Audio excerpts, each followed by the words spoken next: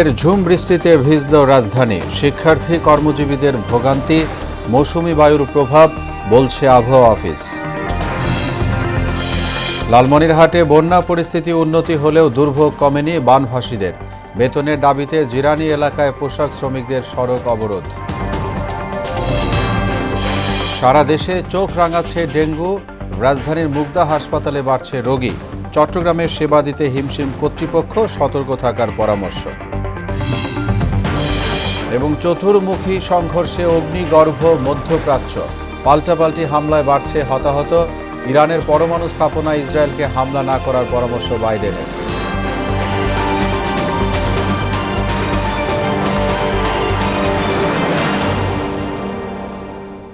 আসসালামু আলাইকুম। আমন্ত্রণ মোহনা সংবাদে এতক্ষণ শুনছিলেন শিরোনাম। আপনাদের সঙ্গে আছি মোহাম্মদ ওয়ালিউল্লাহ। এবার বিস্তারিত। আশ্বিনের ঝুম বৃষ্টিতে ভিজল রাজধানী ঢাকা। গতকাল সন্ধ্যা থেকে শুরু হওয়া বৃষ্টির কারণে ডুবে গেছে রাজধানীর অনেক অলিগলি। একদিকে রাস্তায় পানি, অন্যদিকে ভেজা আবহাওয়ার কারণে সড়কে যানবাহনের সংখ্যাও কমে গেছে। ফলে সকালে ঘর থেকে বের হয়ে বিপাকে পড়েন কর্মজীবী, শিক্ষার্থী সহ সর্বস্তরের মানুষ। গতকালকে রাত থেকে বৃষ্টি, সকালে অনেক বৃষ্টি, এখানে বাসের চাকা রাস্তায় জাগে এ পর্যন্ত পানি বৃষ্টির জন্য। আর আজকে বৃষ্টির জন্যই তো যে আসলে স্মুথলি যেতে পারছে না। এদিকে ঝড়ো হাওয়ার আশঙ্কায় ঢাকাসহ দেশের 17টি অঞ্চলের নদী বন্দরে 1 নম্বর সতর্ক সংকেত দেখিয়ে যেতে বলেছে আবহাওয়া অধিদপ্তর। আবহাওয়ার পূর্বাভাসে বলা হয়েছে, মৌসুমি বায়ুর অক্ষের বর্ধিতাংশ ভারতের উত্তরপ্রদেশ, বিহার, পশ্চিমবঙ্গ এবং বাংলাদেশের মধ্যাঞ্চল পর্যন্ত বিস্তৃত রয়েছে। এর একটি বর্ধিতাংশ উত্তর বঙ্গোপসাগরে অবস্থান করছে, ফলে বেড়েছে বৃষ্টিপাত। আগামী 24 ঘন্টার মধ্যে উত্তর বঙ্গোপসাগর এবং আশপাশের এলাকায় একটি লঘুচাপ সৃষ্টির আশঙ্কা আছে। রাজশাহী, ঢাকা, খুলনা, বরিশাল এবং চট্টগ্রাম বিভাগে কোথাও কোথাও আজকে সকাল 9টা থেকে পরবর্তী 48 ঘন্টা ভারী থেকে অতি ভারী বর্ষণের সম্ভাবনা রয়েছে। আমাদের যে সমুদ্র বন্দর আছে সেই সমুদ্র বন্দরসমূহকে 3 নম্বর স্থানীয় সতর্ক সংখ্যা দেখিয়ে দিতে বলা হয়েছে। এই সতর্ক সংখ্যাতেও আগামী দিন পর্যন্ত অব্যাহত থাকতে হবে, এরপর হয়তো নেমে যাওয়ার সম্ভাবনা রয়েছে। লালমনিরহাটে বন্যা পরিস্থিতির উন্নতি হলেও দুর্ভোগ কমেনি নিম্নাঞ্চলের মানুষের। একদিকে সুপেয় পানির সংকট, অন্যদিকে দেখা দিয়েছে নদী ভাঙন। এর সঙ্গে যোগ হয়েছে পানিবাহিত নানা রোগ। গত 3 দিনে গোকুণ্ডা, খুনিয়াগাছ, রাজপুর, হরিণচড়া, ডাওয়াবাড়িয়া সহ 10টি এলাকায় নদী ভাঙন প্রবল আকার ধারণ করেছে। জিও ব্যাগ ফেলে ভাঙন ঠেকানোর চেষ্টা করছে পানি উন্নয়ন বোর্ড। দুর্গতদের মধ্যে সরকারের পাশাপাশি বিভিন্ন রাজনৈতিক দল ও সংগঠন ত্রাণ বিতরণ করছে। দর্শক, এ বিষয়ে আরও জানাতে লালমনিরহাট থেকে আমাদের সঙ্গে যোগ দিচ্ছেন সহকর্মী সুমন খান। সুমন, বন্যা পরবর্তী ভোগান্তির চিত্র আপনার কাছে জানতে চাই।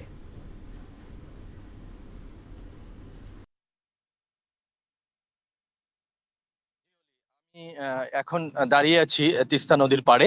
আমার পিছনটাতে আপনি দেখতে পাচ্ছেন যে আপনি যেটি প্রশ্ন করেছিলেন যে এখন বর্তমান পরিস্থিতি অবস্থা কেমন। তিস্তার পানি কিন্তু অনেকটাই কমে গেছে এবং সেই সাথে তিস্তা পানি কমার কারণে তিস্তার যে তীরবর্তী চর অঞ্চলে বাড়ি ঘরে পানি ঢুকেছিল সেই পানি কিন্তু ইতিমধ্যেই নেমে গেছে, ঘর বাড়ি থেকে পানি নেমে গেছে এবং সেই সাথে অনেকটা স্বস্তি অনুভব করছে। তো পরবর্তীতে যেটা অসুবিধায় পড়ছে যে তিস্তা পাড়ের মানুষ, যে গ্রামীণ সড়কগুলো রয়েছে এই গ্রামীণ সড়কগুলো কিন্তু কাদামুক্ত অবস্থায় রয়েছে, চলাচলের ভীষণ অসুবিধা হচ্ছে।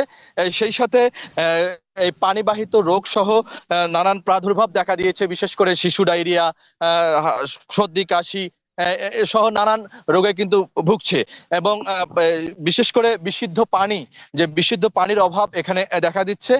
বিশুদ্ধ পানির অভাবে কিন্তু নানান আবার রোগও দেখা যাচ্ছে। আমি আরেকটি বিষয় জানিয়ে রাখি যে এই পানি কমার কারণে কিন্তু নদী ভাঙ্গন কিন্তু দেখা দিয়েছে। বিশেষ করে 5 উপজেলায় 10টি পয়েন্টে কিন্তু নদী ভাঙ্গন ব্যাপক শুরু হয়েছে।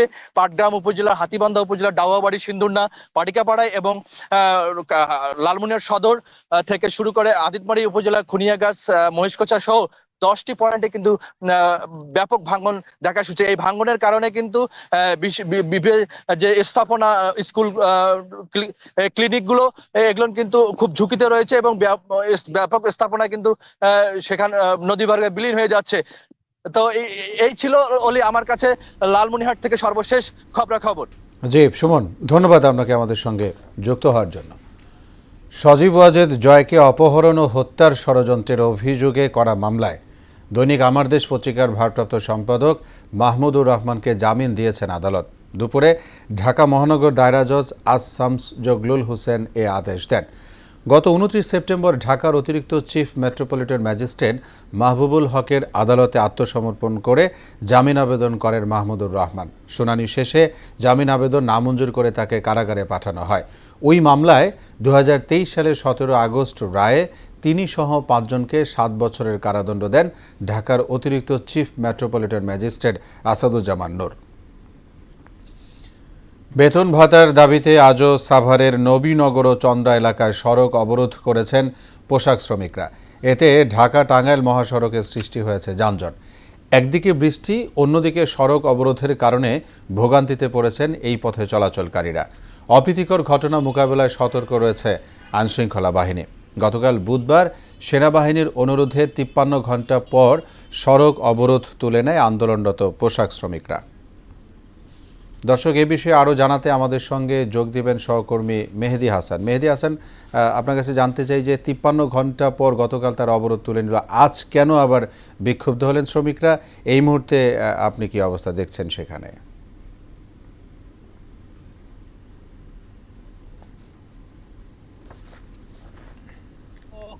গতকাল 53 ঘন্টা ঢাকা টাঙ্গাইল মহাসড়ক রাস্তাটি অবরোধ করার পরে কিন্তু অবরোধটি আবার তারা তুলে নেয়। সেনাবাহিনী যখন তাদেরকে আশ্বস্ত করে, তখন সেনাবাহিনীদের কথা আশ্বস্ত হয়ে কিন্তু তারা এই ঢাকা টাঙ্গাইল মহাসড়ক 53 ঘন্টা পর কিন্তু তারা অবরোধটি তুলে দেয়। কিন্তু আজ সকালে কিন্তু খুবই স্বাভাবিকই ছিল। ঢাকা টাঙ্গাইল মহাসড়ক বলি বা কালিয়াকৈর বা চন্দ্রা থেকে যে নবীনগর যে মহাসড়কটি আছে, সেই মহাসড়কটি কিন্তু সকাল থেকে খুবই স্বাভাবিক ছিল। আমি যদি আপনাকে একটু দেখানোর চেষ্টা করি যে ঢাকা টাঙ্গাইল মহাসড়কের যে বর্তমান যে অবস্থা, সে বর্তমান অবস্থায় এখন কিন্তু যান চলাচল কিন্তু খুবই স্বাভাবিক। কিন্তু সকাল 10টার সময় কিন্তু জিরানী বাজার এলাকায় 2টি গার্মেন্টস ফ্যাক্টরির যে ওয়ার্কার ছিল, তারা কিন্তু বিক্ষোভ করে এই রাস্তাটিকে আবার অবরোধ করে। ঠিক 1 ঘন্টা পরে কিন্তু তারা আবার এই রাস্তাটি অবরোধ তুলে নেয়। আমরা কথা বলেছি বিভিন্ন পরিবহনের মালিকের সাথে, আমরা কথা বলেছি বিভিন্ন পরিবহনের যারা চালক তাদের সাথে, আমরা কথা বলেছি যারা এই রাস্তা দিয়ে চলাচল করে। তারা যেমনটি আমাদেরকে বলেছিলেন যে এই রাস্তাটি এখন একটি আতঙ্ক, যে কখন কোথায় কিভাবে যে রাস্তা অবরোধ করে তারা এই আতঙ্কে কিন্তু এই রাস্তা দিয়ে তারা যাতায়াত করতে ইচ্ছা প্রকাশ করতেছেন না। আমি বিভিন্ন বিভিন্ন বিভিন্ন ওয়ার্কারের সাথে কথা বলেছি। আমি কিন্তু সকালবেলায় দেখেছি বিভিন্ন ওয়ার্কাররা কিন্তু তাদের যে গার্মেন্টস ফ্যাক্টরি রয়েছে, তারা এই বৃষ্টি অপেক্ষা করে কিন্তু তারা কিন্তু তাদের কর্মস্থলে যোগদান করেছেন। এবং আইন শৃঙ্খলা রক্ষাকারীর কিছু বিষয় বলে রাখি, তাহলে আইন শৃঙ্খলা রক্ষাকারী বাহিনীরা কিন্তু প্রত্যেকটা ফ্যাক্টরিতেই তাদের টহল জোরদার রেখেছে। তো আশুলিয়া থেকে শিল্পাঞ্চলের এই ছিল আমার কাছে সর্বশেষ তথ্য। জি মেহেদি, ধন্যবাদ আপনাকে আমাদের সঙ্গে যুক্ত হয়ে সর্বশেষ অবস্থা জানানোর জন্য। সারা দেশে চোখ রাঙাচ্ছে ডেঙ্গু। রাজধানীর মুগদা হাসপাতালে ভর্তি রয়েছে শিশুসহ প্রায় 100 রোগী। সময় গড়ানোর সঙ্গে দীর্ঘ হচ্ছে এ তালিকা। মশক নিধনে কার্যকর পদক্ষেপ না থাকার অভিযোগ করেছেন আক্রান্তরা। অন্যদিকে চিকিৎসা নেওয়ার পাশাপাশি সচেতনতা বাড়ানোর পরামর্শ চিকিৎসকের। আরও জানাচ্ছেন ওবায়দুল হক মারুফ।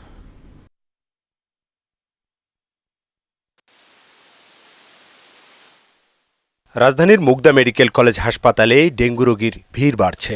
হাসপাতালটিতে চিকিৎসাধীন রয়েছেন 97 জন ডেঙ্গু জ্বর আক্রান্ত রোগী। চলতি বছরের সেপ্টেম্বর মাসেই ভর্তি হয়েছেন 3270 জন।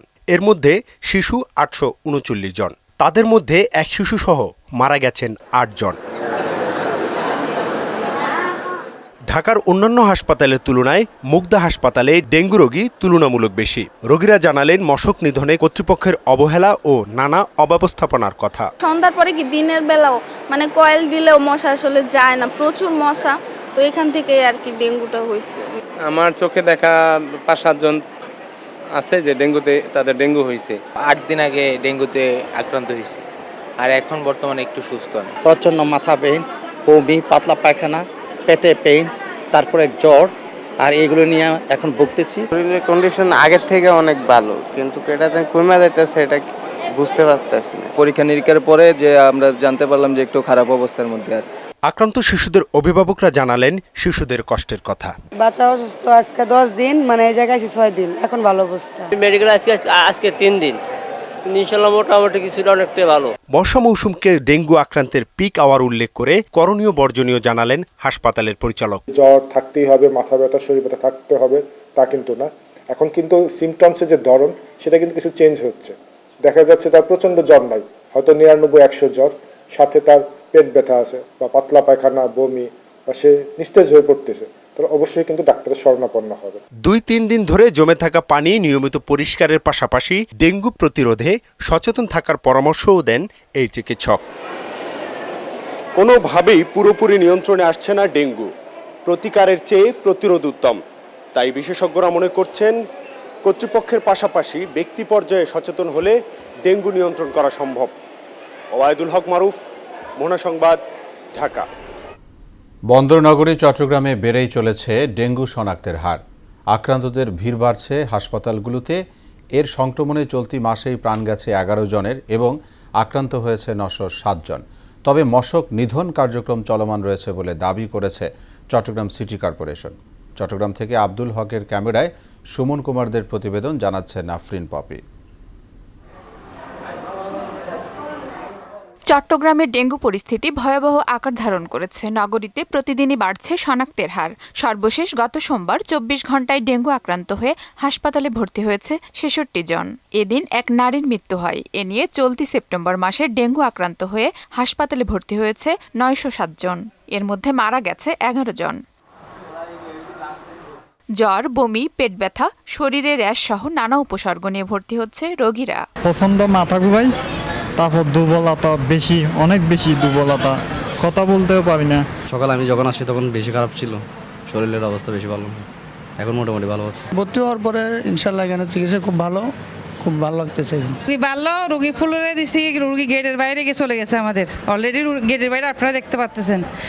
সেক্ষেত্রে আমাদের একটু কষ্ট হচ্ছে। চিকিৎসকরা বলছেন জ্বরে আক্রান্ত হলেই দেরি না করে দ্রুত রক্ত পরীক্ষা সহ চিকিৎসকদের পরামর্শ অনুযায়ী চলতে হবে। আমরা সবসময় সাজেস্ট করি ডেঙ্গু রোগীদেরকে 24 ঘন্টা মশারির ভিতরে থাকতে বলি, যাতে ওনার থেকে আশেপাশে না ছড়ায়। ডেঙ্গুর প্রকোপ বাড়ায় আলাদা কর্নার করা সহ পর্যাপ্ত ওষুধপত্র প্রস্তুত রাখা হয়েছে বলে জানান চট্টগ্রাম মেডিকেল কলেজ হাসপাতালের পরিচালক। আমাদের হাসপাতালে পর্যাপ্ত পরিমাণ আইভি স্যালাইন আছে, নর্মাল স্যালাইন, তারপর হচ্ছে কিট, ওই যে ডেঙ্গু টেস্ট করার জন্য পর্যাপ্ত পরিমাণ কিট আছে, এবং কারো যদি ব্লাড ট্রান্সফিউশন লাগে, প্লাটলেট ট্রান্সফিউশন করতে হয়, তাহলে আমাদের হাসপাতালে পর্যাপ্ত পরিমাণ প্লাটলেট ট্রান্সফিউশন ব্যবস্থা আছে। এদিকে ডেঙ্গু নিয়ন্ত্রণে নিয়মিত মশক নিধন কার্যক্রম চলছে বলে জানালেন চট্টগ্রাম সিটি কর্পোরেশনের এই কর্মকর্তা। জমা পানি আমাদেরকে পরিষ্কার, আশপাশ ছাদের মধ্যে কিংবা আপনার টবের মধ্যে পানি জমা পানি ফেলে দিতে হবে। সেই হিসাবে আমাদের নর্মাল মশক নিধন কার্যক্রম চলমান আছে, এটা চলবে। ডেঙ্গুর বিস্তার রোধে জনসচেতনতা জরুরি বলেও জানান তিনি। আফরিন পপি, মোহনা সংবাদ। ধর্ষণের অভিযোগে শিক্ষককে পিটিয়ে হত্যার ঘটনায় খাগড়াছড়ির পরিস্থিতি স্বাভাবিক হতে শুরু করেছে। খুলেছে দোকানপাট, শুরু হয়েছে যান চলাচল। তবে বিভিন্ন প্রতিষ্ঠানে কর্মরতদের উপস্থিতি কম। এদিকে শিক্ষক পিটিয়ে হত্যার ঘটনায় এখনও কোনো মামলা হয়নি বলে জানিয়েছেন জেলা পুলিশ সুপার। আর জেলা প্রশাসক মোহাম্মদ শহীদুজ্জামান জানান, ঘটনার সুষ্ঠু তদন্তে 2টি পৃথক কমিটি করা হয়েছে। মানিকগঞ্জে নিষেধাজ্ঞা অমান্য করে মহাসড়কে পাল্লা দিয়ে চলছে 3 চাকার বাহন। নাকের ডগায় অবাধে চলাচল করলেও নির্বিকার পুলিশ প্রশাসন। এতে প্রায়ই ঘটছে ছোট বড় দুর্ঘটনা। এ ব্যাপারে ব্যবস্থা নেওয়ার দাবি জানিয়েছেন সচেতন মানুষ। মানিকগঞ্জ থেকে শরীফুল ইসলামের তথ্যে ডেস্ক রিপোর্ট।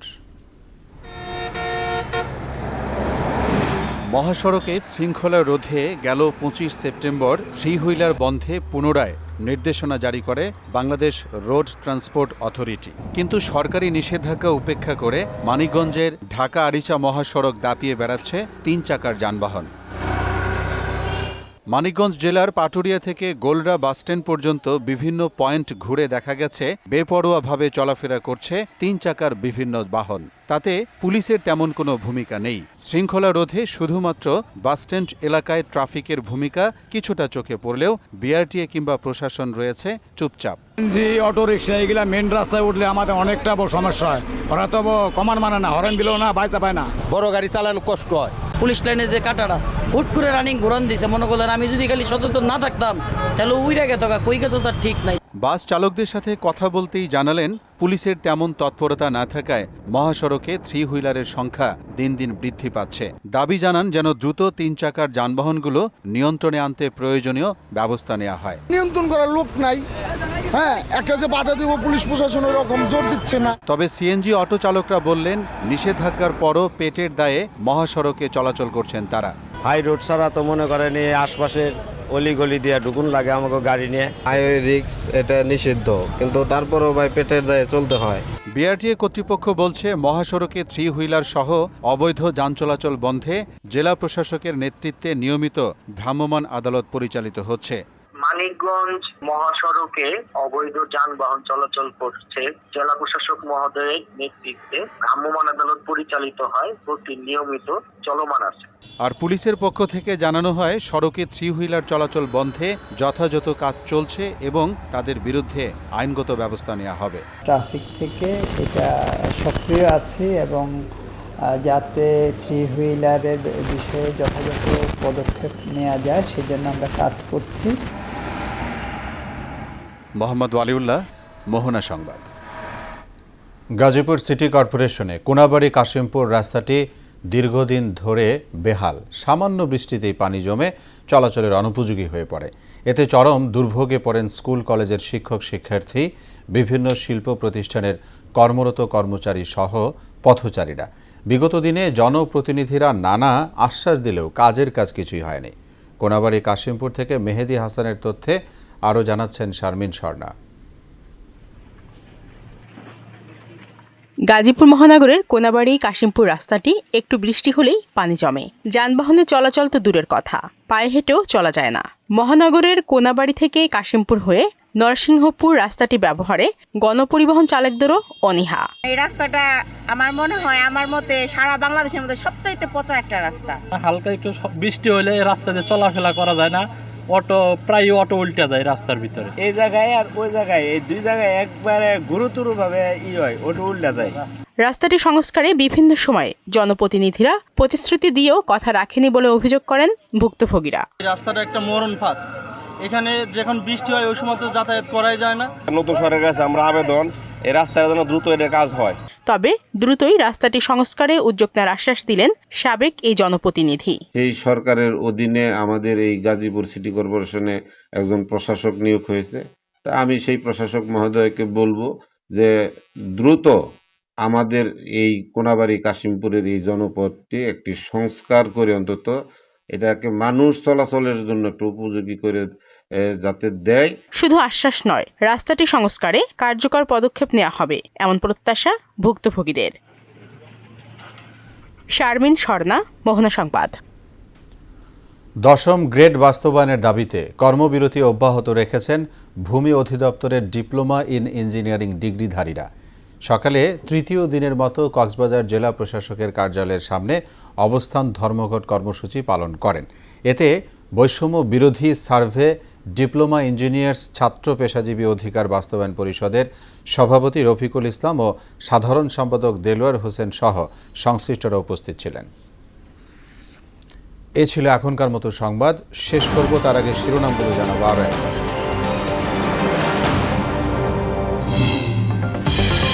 আশ্বিনের ঝুম বৃষ্টিতে ভিজল রাজধানী। শিক্ষার্থী কর্মজীবীদের ভোগান্তি, মৌসুমি বায়ুর প্রভাব বলছে আবহাওয়া অফিস। লালমনিরহাটে বন্যা পরিস্থিতি উন্নতি হলেও দুর্ভোগ কমেনি বানভাসীদের। বেতনের দাবিতে জিরানি এলাকায় পোশাক শ্রমিকদের সড়ক অবরোধ। সারা দেশে চোখ রাঙাচ্ছে ডেঙ্গু। রাজধানীর মুগদা হাসপাতালে বাড়ছে রোগী। চট্টগ্রামে সেবা দিতে হিমশিম কর্তৃপক্ষ, সতর্ক থাকার পরামর্শ। এবং চতুর্মুখী সংঘর্ষে অগ্নিগর্ভ মধ্যপ্রাচ্য। পাল্টাপাল্টি হামলায় বাড়ছে হতাহত। ইরানের পরমাণু স্থাপনায় ইসরায়েলকে হামলা না করায় পরামর্শ বাইডেনের। সবাইকে আবারও শুভেচ্ছা। পরবর্তী সংবাদ বিকেল 5:30টায় দেখার আমন্ত্রণ রইল। এছাড়া মোহনার সবশেষ খবর জানতে ভিজিট করুন www.mohana.tv। সংবাদ দেখতে পারেন ফেসবুক ও ইউটিউবে। এতক্ষণ সঙ্গে থাকায় ধন্যবাদ সবাইকে।